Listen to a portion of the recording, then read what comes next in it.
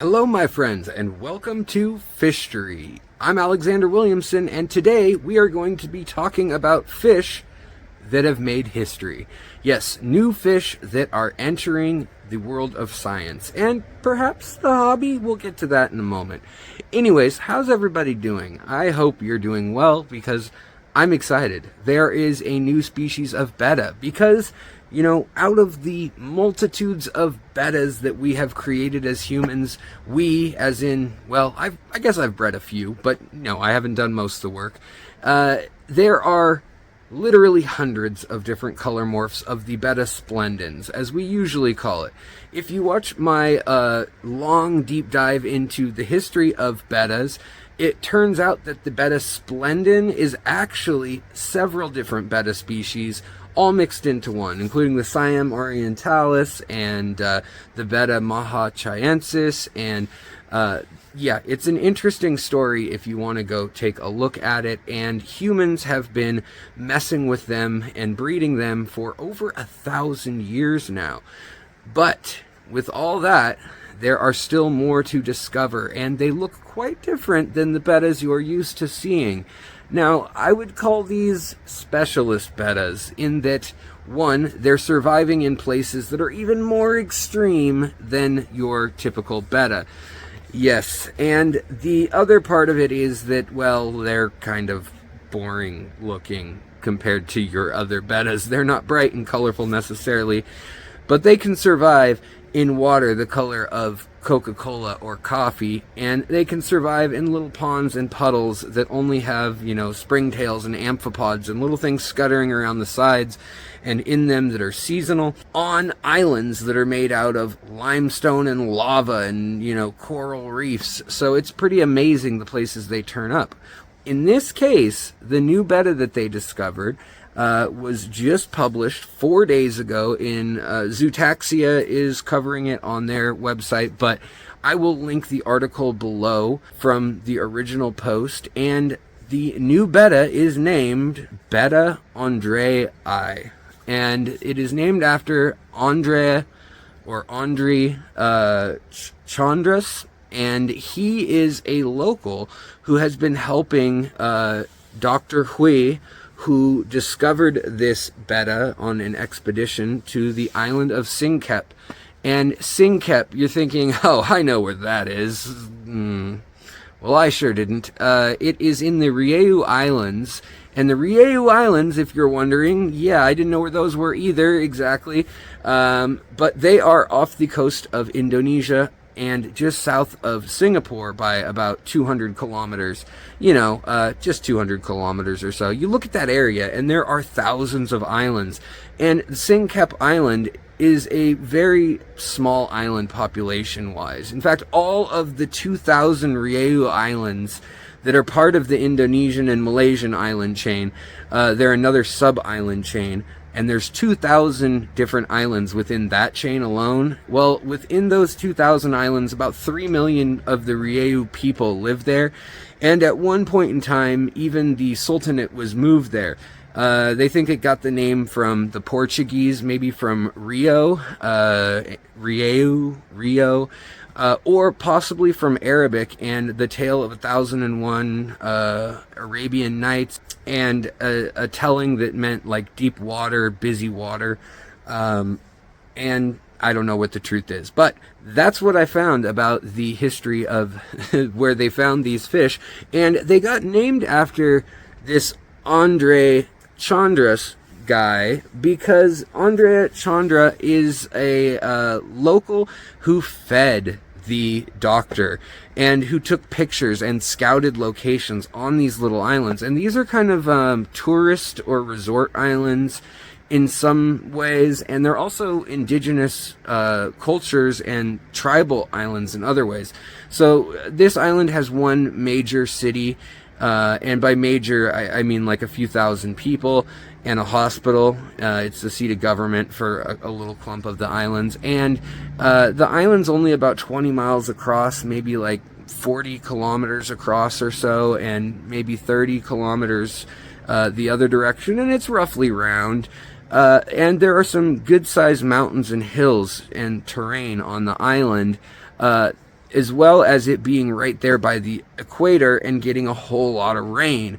So with a whole lot of rain and a whole lot of rainforest on these islands, there's a whole lot of vegetation and a whole lot of puddles and streams and waterfalls, and there's all sorts of very clean running water with low TDS and very neutral properties.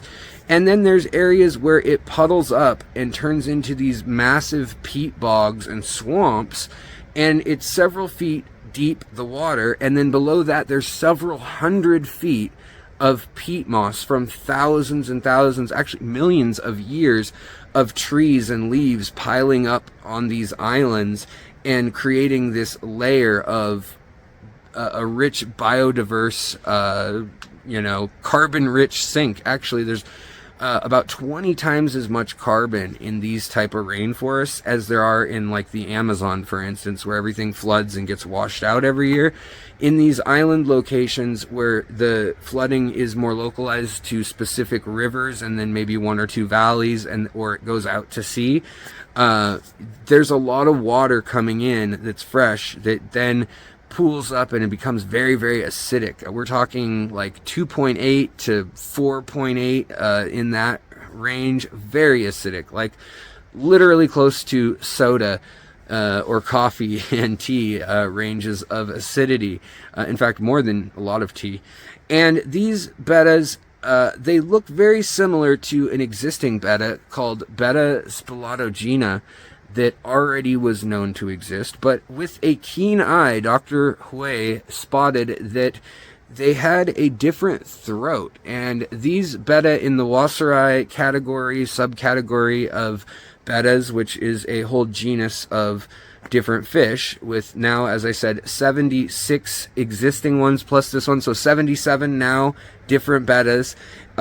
It was spotted that it had a different throat, and the way its gills and mouth flaps form almost kind of looks like an hourglass or a mushroom shape with a black stripe on it. Has a black throat. There's no other real significant markings on the fish other than a few bars and bands on the anal and caudal fin, and that means the tail and the bottom fin. And they're not very prominent. It seems like maybe when they're spawning it shows up, and maybe there's a little bit of red or maybe some cellophane blue kind of look to, like a glitter to these fish. But they're not a colorful fish, unfortunately. If you were hoping for a really wow kind of betta, you'll probably want to look back in history to the something like the Maha chiensis betta, which is a beauty and was discovered in 2013 or so. So we are still discovering really incredible bettas, really incredible fish all over the world.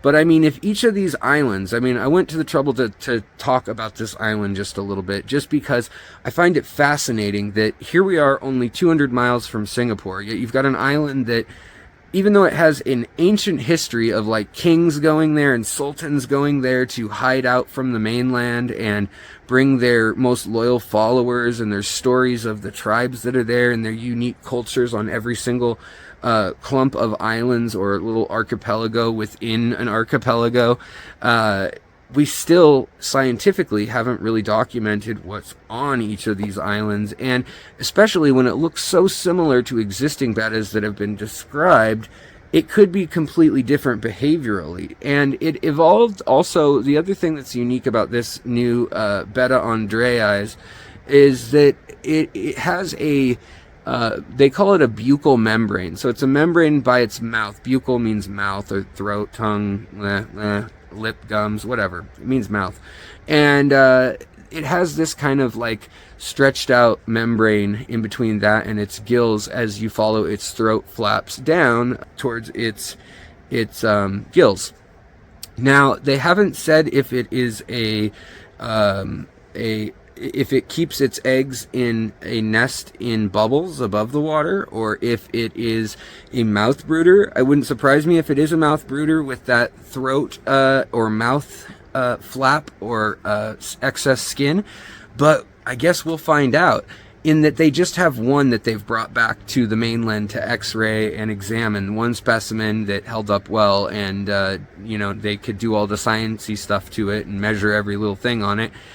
So I'm sure they will be going back soon and trying to find out more about this fish living in these peat swamps. And, you know, it's really interesting because the last betta that they found in 2020, Betta nalone, I believe, or nalahone, I guess I'll have to double check how you say that. I'll put it on the screen.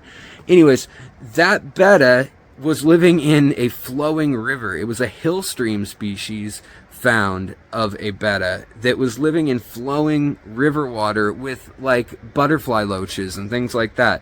So pretty cool that they can exist both there or in, you know, water flowing over limestone rock and, you know, rushing rivers, as well as stagnant water that's been sitting there for months, if not years, and just soaking in tannins and all sorts of acidifying properties, as well as eating all sorts of little microcrustaceans and insects, things like that. It probably has some pretty good sensory organs and or eyesight to be able to spot, you know, insects at the top of the water and any critters living in the water. Now, it being an island that's not that large, there's probably not a ton of bugs and things underwater, specifically like aquatic species that are living there necessarily. There's probably a lot of insects that have larvae that are in the water and things, but because there's no major lakes, no huge rivers, it's been cut off for a while. So I guess we'll see. It could be that it was at one point part of a larger system, and maybe we'll find more. Maybe we'll find more fish species, but we just won't know for sure. Now, the last thing I'll say is that this fish is small. It's only 2 inches, 2.5 inches or so max, it looks like, and kind of plain, as I've already said, unfortunately, for those of us who like shiny things. But I still think it's fascinating, and I'll keep you guys posted on this one, even if it doesn't become part of our hobby. I hope you guys have a great day, and I'll see you guys next time on FISHTORY. Bye!